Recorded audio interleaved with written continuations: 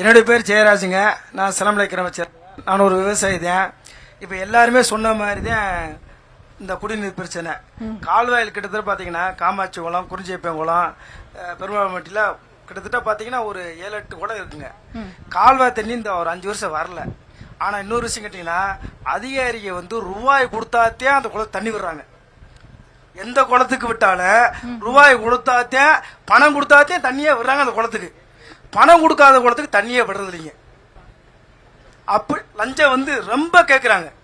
அதே மாதிரி குறிஞ்சியப்பங்குளம், காமாட்சி குளத்துக்குலாம் கிட்டத்தட்ட பார்த்தீங்கன்னா ஏற்பட்ட போராட்டம் பண்ணியாச்சுங்க. ஏற்பட்ட மனு கொடுத்தாச்சு. கிட்டத்தட்ட பார்த்து 4 கலெக்டர்ட்டும் அந்த மனு கொடுத்தாச்சு அந்த அந்த குளத்துக்கு. ஆனா வந்து பாத்தீங்கன்னா ஒரே விஷயம் என்னன்னா, நீங்க ரூபா கொடுத்தா நடந்திருக்குமான்னு ஒரு சந்தேகம் எங்களுக்கு வருது. அந்த குளத்துக்கு பாதையும் உருவாக்கி தர மாட்டேங்கிறாங்க. அந்த குளத்துக்கு தண்ணி விடல. கிழக்கு கிட்டத்தட்ட பாத்தீங்கன்னா அந்த ஒரு 8 குளத்துக்கு தண்ணியே வரலைங்க மேக்சிமம். காரணம் கேட்டீங்கன்னா இதே மாதிரி ரோட்டுக்கு மேற்க எல்லாத்துக்குமே வந்து ரூபா வாங்கிட்டு அந்த குளத்து தண்ணி விட்டுருக்காங்க அதிகாரியா.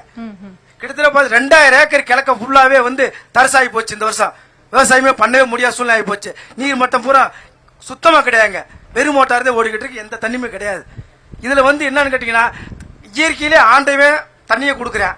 இதை வந்து ஒவ்வொரு குளத்துல நிரப்புறதுல அதிகாரிக்கு என்னங்க ஒரு பாதபட்சம். இதுல என்னதே அவங்க கண்டான்னு தெரியல.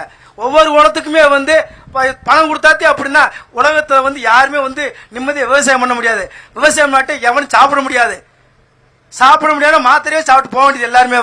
இங்க இருக்க இந்த குளத்துக்கார மட்டும் பாவம் செஞ்சவங்களா, மேற்க இருக்க பூரா வந்து புண்ணியம் செஞ்சவங்களா?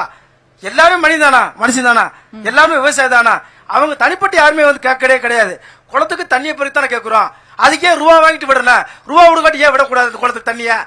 ரொம்ப மோசமா இருக்கு மேடம். அதிகாரி ஊர் லஞ்சம் கொடுத்தாத்தே அதுக்கான ஆதாரங்கள் என்கிட்ட இருக்கு.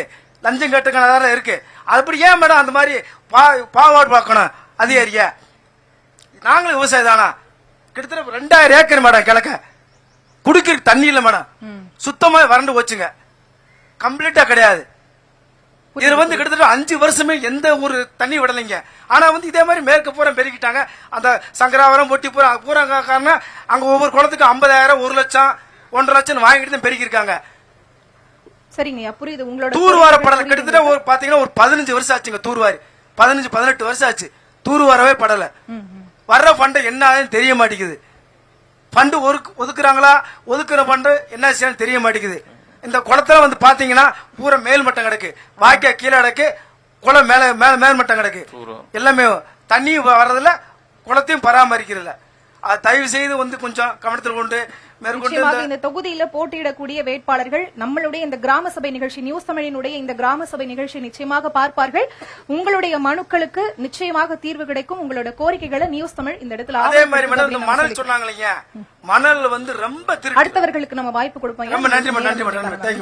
நன்றி.